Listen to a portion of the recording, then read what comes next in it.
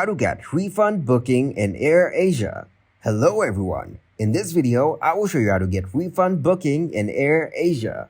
First of all, open up the AirAsia site. After opening the site, click on the Help Assistant icon from the bottom right corner. Then click on Select from Travel. Now select the AirAsia flight option. After that, wait for your helping assistant to check if you have any upcoming flights booked with AirAsia. They were unable to find any upcoming AirAsia flights linked to your AirAsia reward account. Hit the area and then click on the refund option from Flight Disruption. Now they will ask for eligible booking cancellation. Select your refund request reason as flight cancellation refund.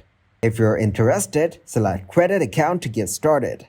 After that, read all the description it provides and click on Credit Account Request. Now they will ask to key your booking number by using capital letters, which is under the booking number column. Thank you guys for watching the video. Hope you got some value. Make sure to like the video and subscribe to the channel to get notified for new videos.